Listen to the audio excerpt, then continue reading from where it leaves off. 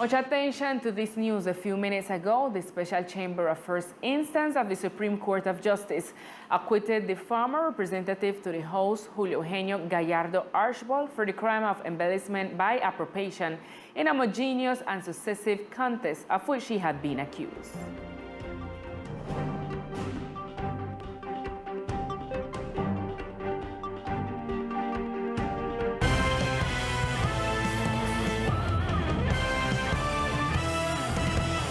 The president of the Teachers Union of the Department, ASISAP, Fernando Tovar, in an interview with Teleislas News, gave his perspective of the elimination of use of face masks in closed and open spaces of educational centers. The Ministry of Health announced that as of May 15, the territories that meets the condition will be able to eliminate the use of face masks in classroom. Our departments apply for such condition due to the fact that it has more than 70% of the population vaccinated. No era raro que el gobierno nacional. It was not unusual for the national government to determine at this time to remove the face masks, since it has been dismantled from the beginning of in-person classes. Thus, the social distance was broken, hand washing was neglected, and there were no more resources to buy alcohol. So this was already the last determination to definitely break the biosecurity protocols. Now, the virus is present, and in some way or another, the vaccines have counteracted the virus. This does not mean that there are no contagions. Let's wait to see that at least the organism of the people and students has enough antibodies to counteract the virus. The president of the union states that it is of vital importance that all members of the educational community personally maintain the protocols. However, he emphasized that it has been a struggle due to the lack of water in the educational establishment. Tenemos un problema, además del hacinamiento. We have a sanitation problem because the bathrooms are always dirty. The students ask for permission but have to return because they are always dirty. There is a sanitation problem due to the lack of water, which is one of the essential requirements for in-person attendance. We remind you that with this measure, the face mask will no longer be necessary inside or outside the classroom.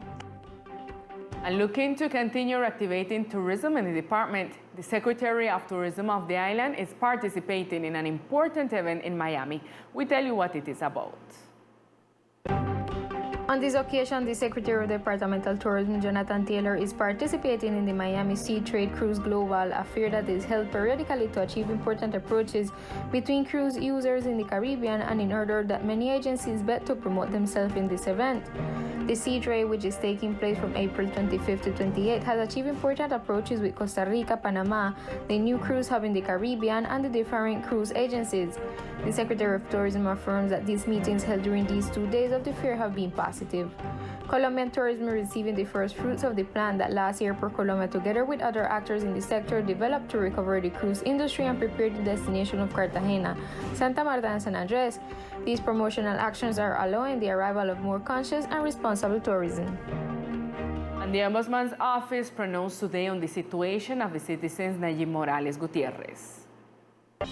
Through a letter addressed to Ambassador Luis Fernando Cuartas Ayala, coordinator of the Internal Group of Assistance to Nationals Abroad, to the Ministry of Foreign Affairs, the Ombudsman's office requests the intervention of the Foreign Ministry in the case of Colombian citizen Nayib Morales Gutierrez, who was arrested and deprived of his freedom by the armed police forces of the state of Trujillo in the country of Venezuela, after allegedly finding in his possession medical supplies belonging to the place where he worked as a doctor.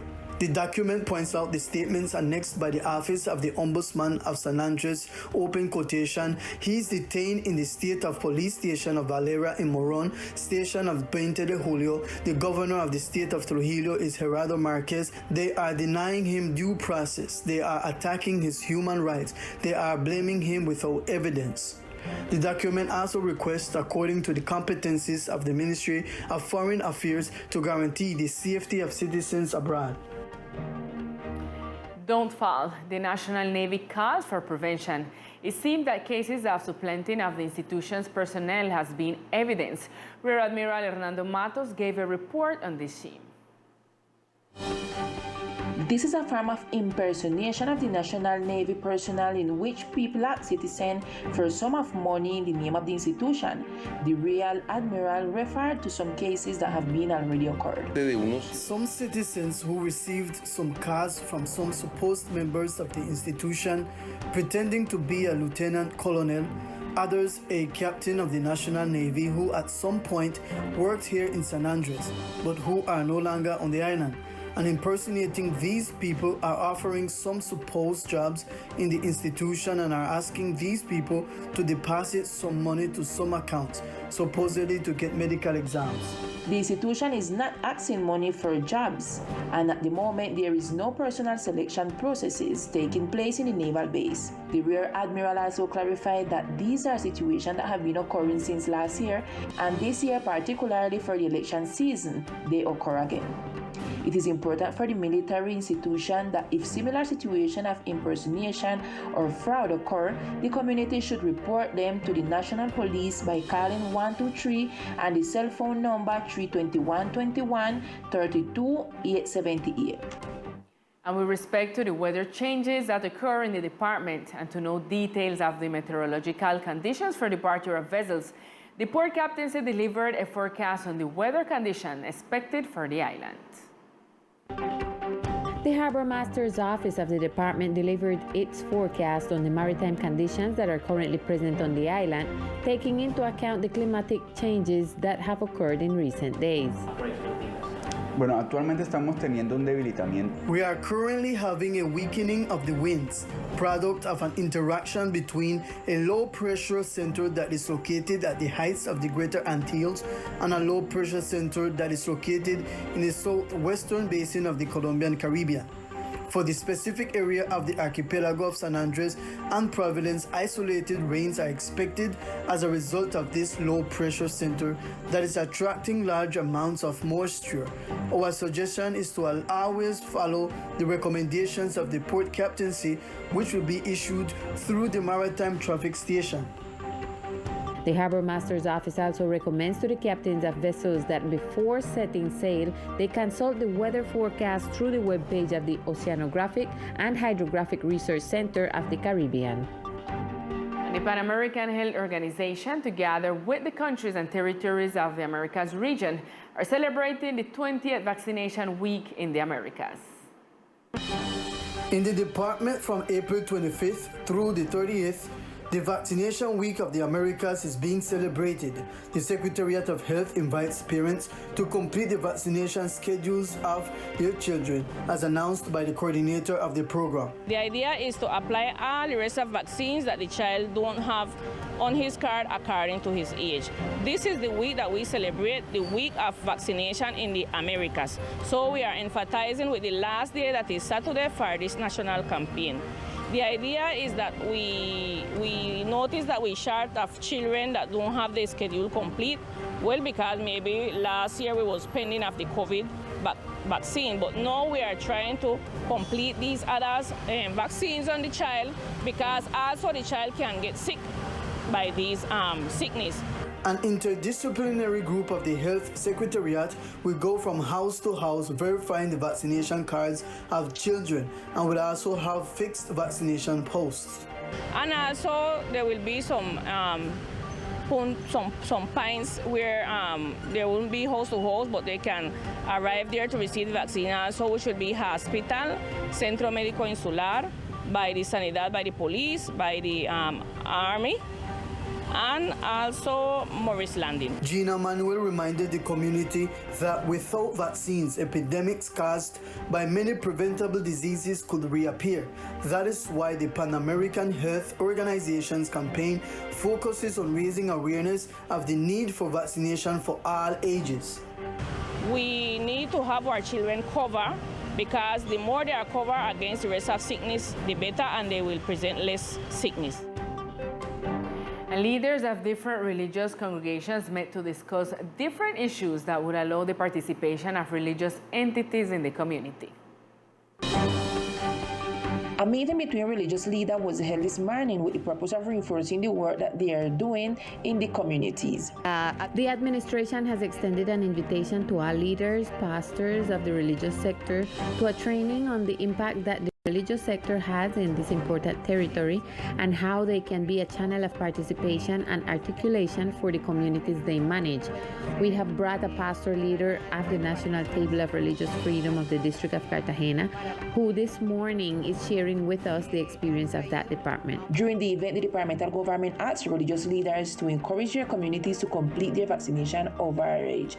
The training helps the religious sector not only to be strengthened, but also to be visible so that the whole sector, regardless of creed or expression of faith, can work together for the welfare of the archipelago of San Andres, Providence, and Santa Catalina, as a sector, not as a community, not as a church, or even not as a person. During the event, the departmental government asked religious leaders to encourage their communities to complete their vaccination over age in order to prevent new outbreaks of COVID-19. Now it's time for sport news with Victor Fusalva.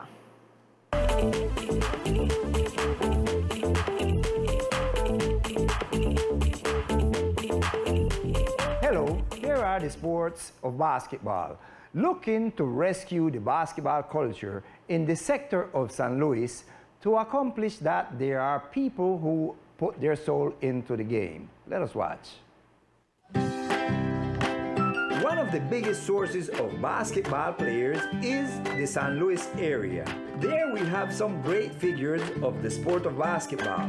Among them, Pilo Avila, Randy Stevens, Victor Lever, Lindell Lee Manuel, Antonio Fox, Jaime Escobar, plus the dynasty of the Corpus, and many more. Their first steps began in schools such as Rancho, and for this reason, there are people who put their soul into the sport of basketball to continue the dynasty. One of them is Catalina Robinson, who told us more detail. I believe looking on the youth, how they are just doing wrong things along the road, this is one of the ways to get them back in. Get them back in touch with the sweet part of life and don't done their life so easy. Where when you teach them a sport, it's not all of them have the privilege to go to a university and be professional. And the children them over enthusiasm over it because when the hour come, sometimes I use that to then do the other work in the classroom because when you tell them say they know I play basketball, if they don't work, they work, do everything whatever you do. What a great work of this teacher that through the school, she begins the foundation of other heroes in the sport. Sport are fundamental in the formation of our young people, according to Robbins. With 2 games won and 1 loss, the Caribbean Storm is possession in the first places of professional basketball tournament of the W Play League. A big win for Caribbean Storm over Cafeteros. The Islander toasted a big cup of coffee, adding 5 points to the Caribbean Storm, who started their participation in the professional tournament of the W Play League. The Islanders team defeated the Cafeteros with a score of 88-85 in a very hard-fought game. Another great performance by Dominican Jason Colome, who scored 28 points, 5 rebounds, and 5 assists, and Kevin Nino with 19 points and 5 rebounds. The Islanders contributed significantly to the offense and defense. Jared Corpus, who once again helped his team, and Mauricio Fox, with more minutes to play, begins to add minutes and gain experience in professional basketball. This is the opinion of fan Eddie O'Neill. My opinion, like a sporter, is Caribbean show a good level in the basketball tournament. Last night we see a good game. We got 2 game win and we got 1 lose. And we see a good game going against Cafeteros. And the last moment we win the game. So that means that we got a good level in the basketball tournament. We can see that we got plenty players. They play in the city, like with Cartagena team, and we got in the next team to play. So we want basketball in San Andres continue how we went, because we just show so we got plenty talent in a basketball tournament. Yeah, and we hope the local government continue the support and the help the players and all the basketball players. The next game for the Islanders will be against the Bucaros this Friday, April 29 at 5:40 p.m. And this will be all in sports for tonight. We will see you on another broadcast. We continue with Lisa.